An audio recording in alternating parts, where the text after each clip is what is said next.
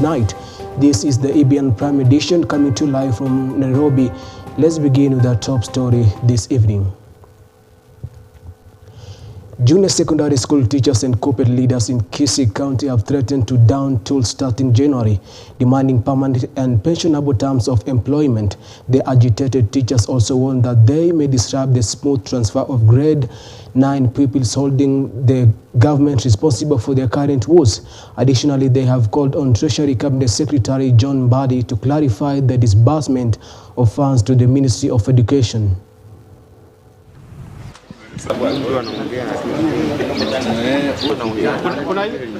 Tumehuzunishwa na yale ambayo yanaendelea kutoka kwa rais wetu. Kama unatusikiza penye uko, jua science moguls, we are not happy at all. Our contract inaisha 31st December.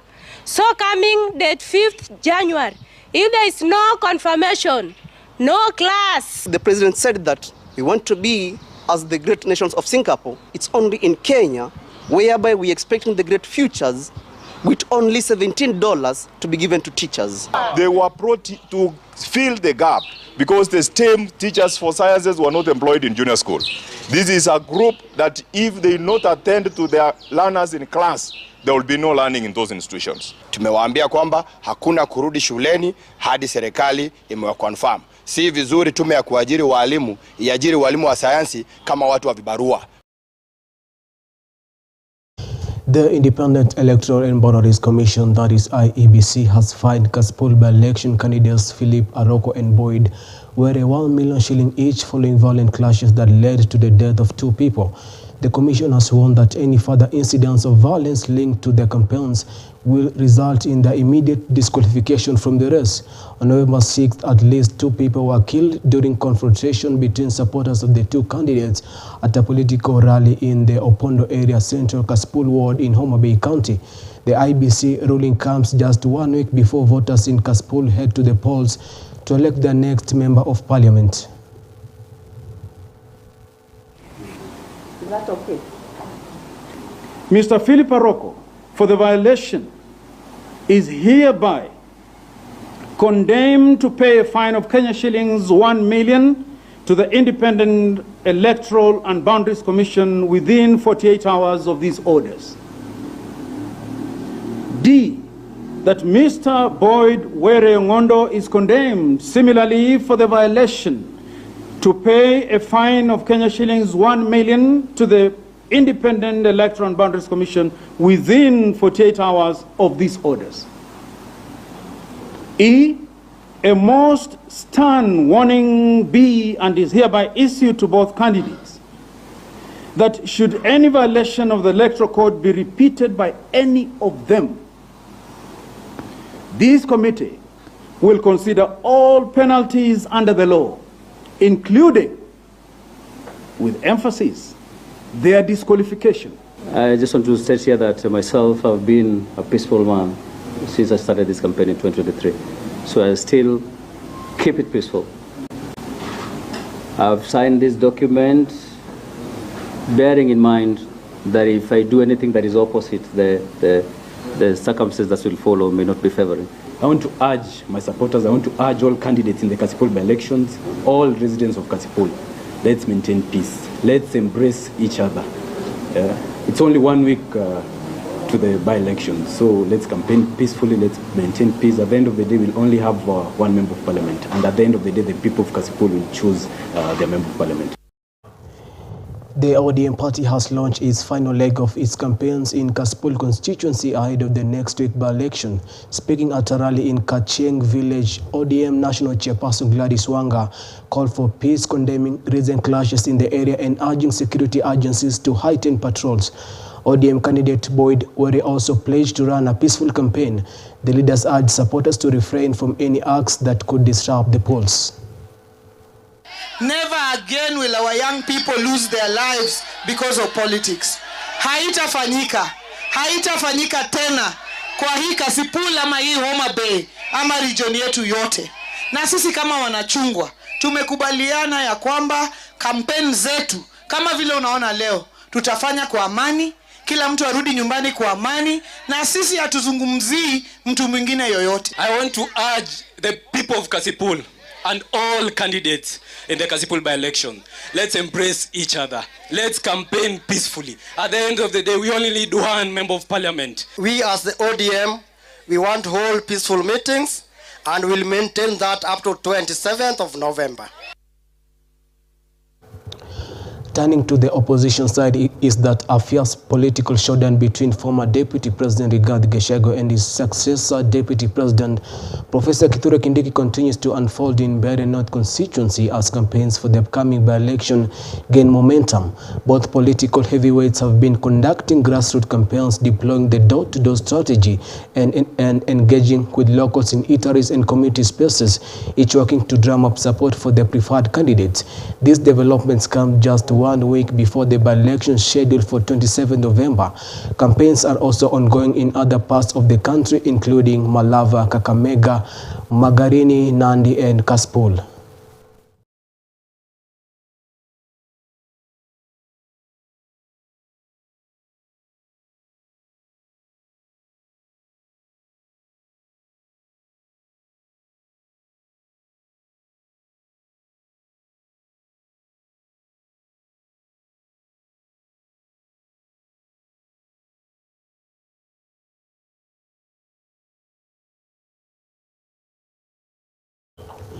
Still in the corridors of power, campaigns for the upcoming by-election are hitting fever pitch.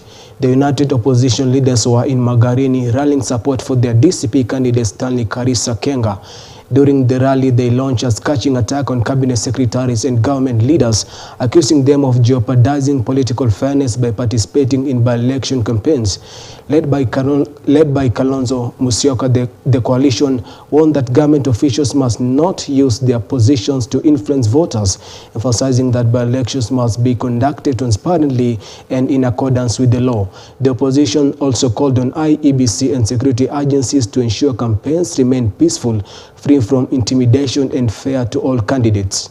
Haikuwa pesa halali, ilikuwa hongo, walikuwa wananihonga ili nisiweze kuwa kwa debe. Na mimi nikasema ili kuhifadhi heshima ya wana Magarini na heshima yangu ya uongozi, ni lazima nitafute mbinu ya kuweza kuwa kwa debe. Ndio DCP wakanihifadhi, wakanibeba, na kwa sasa tuko kwa debe na tunaomba tuweze kushirikiana ili tuweze kukomboa Magarini yetu hii. Mimi nasikia ati serikali nzima iko hapa, ati kuhakikisha wamemnyima tena ushindi, ati wanapanga watamuibia yeye kura, ati wanapanga wamekuja na mapesa. Naomba kabisa tafadhali tupigie Stanley Karisa Kenga ili tuje naye pale bunge tuweze kuwatetea. Hii ni mwanzo wa mambo ya kuleta order kwa nchi yetu, kusema Kenya must change, na Kenya haiwezi kuendelea vile vile hawa ambao wanakuja usiku na kujaribu kuharibu nia za wazalendo. Turning now to matters health, Kenya has received a major boost in its drive towards universal health coverage after the World Health Organization handed over a consignment of ambulances and critical medical supplies valued at 350 million shillings to President William Ruto.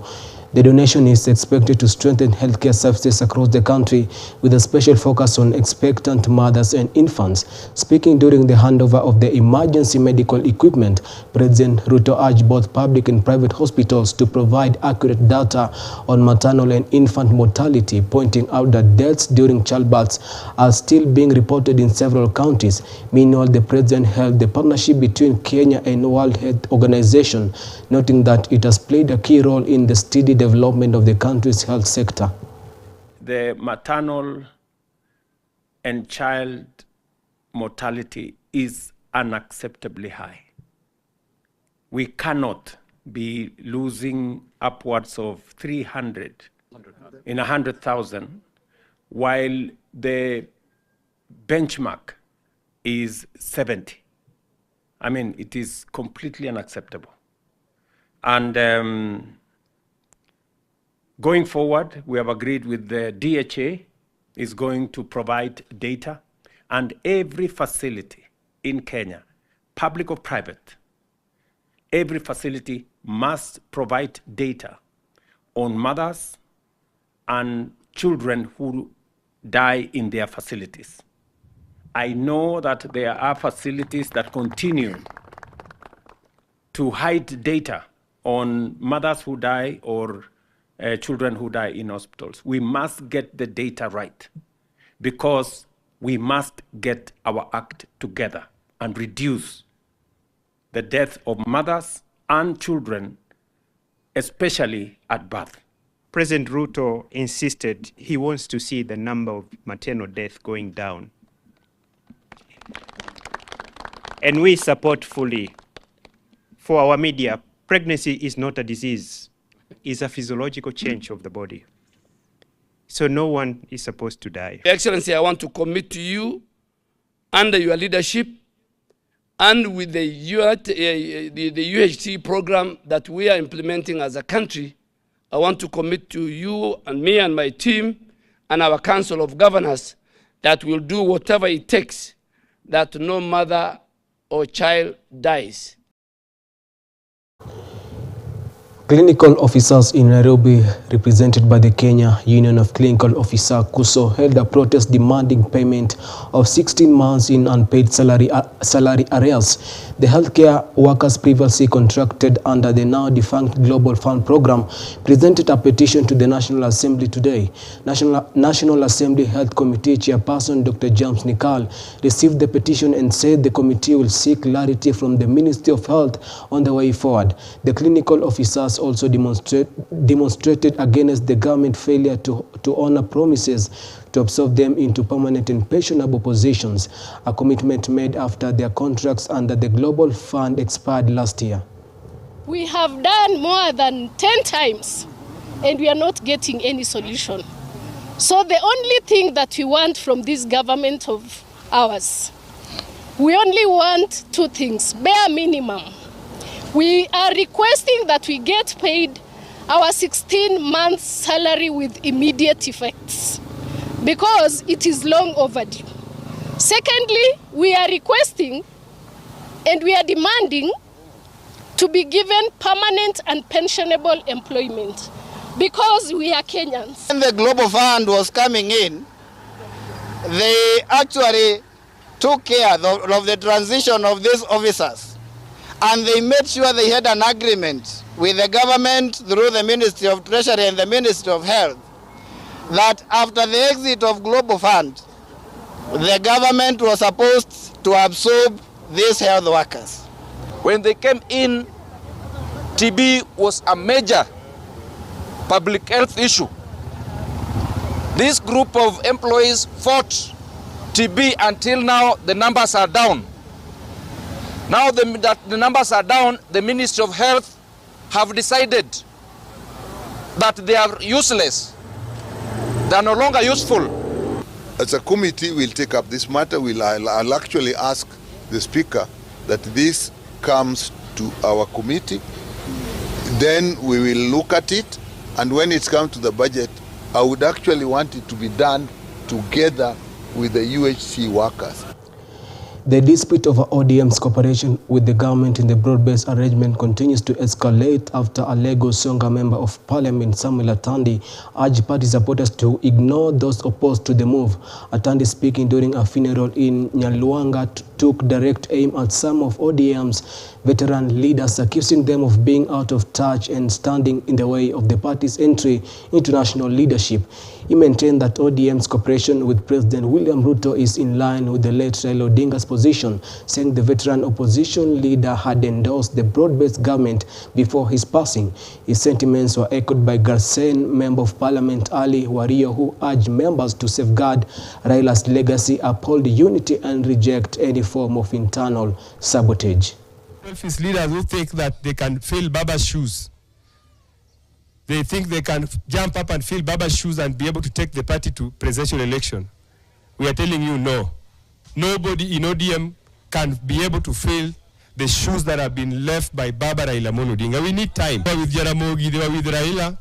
William Ruto, a son of a peasant, came from nowhere and grabbed power and went to State House. What were they doing when William Ruto was doing all this? If James Orengo, you have ideas, if you think you are brilliant, you know the future where this country should go, how come Ruto came from nowhere and took power and well, you are still just mangering there? Sasa sisi tushikilie hapo na sisi tukule matunda ya Kenya ile tumekosa wakati yote. The ODM that we want to build now must be the ODM that is hell-bent in winning state power. A stern warning has been issued to politicians accused of ferrying goons from outside the western region to disrupt the ongoing by-election campaigns in Malava, with authorities saying their days are numbered. Western Regional Police Commander Isaac Mohammed says investigations are already underway to identify those behind the East Kisa chaos, where one person was reportedly assaulted and injured. Mohammed has directed security officers to maintain order impartially, while dismissing claims by DAP-K Malava parliamentary candidate Seth Panyako that police officers were bribed by his rivals to disrupt his campaigns. Criminal offense. People are coming as far as from other counties, neighboring counties, that is Trans Nzoia, that we share a border, and Kisumu, and sometimes Siaya, where they hire criminal gangs and political goons. So we'll be firm on that. Those who are planning to do or engage in violence, that behavior is not acceptable and is illegal. And we'll meet it with a swift police action. Some 4 or 5 days ago, we had an incident in Posero where there were problems there at a rally.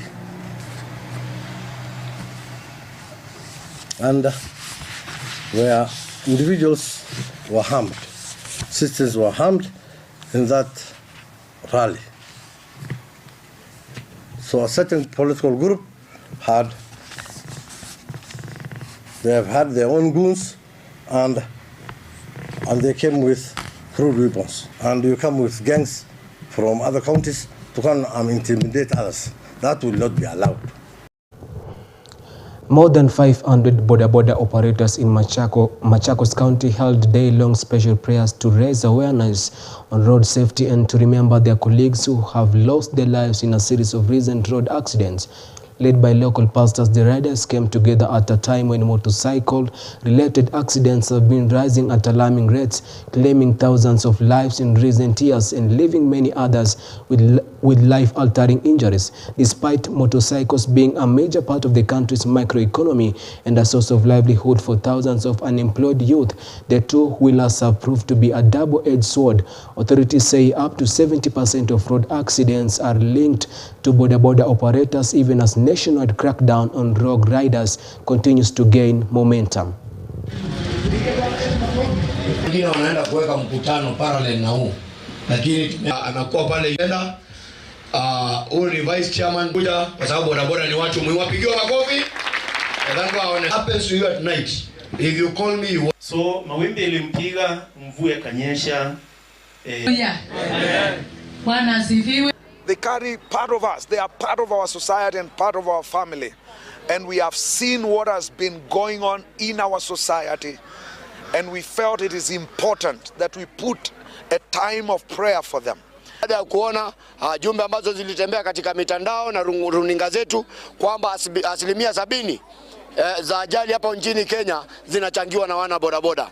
Hapa Machakos tumejipanga na tumeapa katika kanisa mbele ya wachungaji, mbele ya Mungu kwamba hapa saa hii ni usalama namba 1, na kuzingatia usalama ni kila mwana bodaboda akuwe na bima, kila mwana bodaboda akuwe na leseni. Na niulize wanabodaboda wetu wa Machakos County na hata bodaboda wote, wanabodaboda wote wa nchi yetu ya Kenya, kunapotokea ajali, tafadhali tuwe na ule uvumilivu ili polisi ama watu wa traffic waweze kutatua mambo ya ajali. Tusichukue sheria mikononi mwetu. And that story takes us to a short commercial break right here at EBN Prime Edition. Don't go too far, as we've still got a lot lined up for you.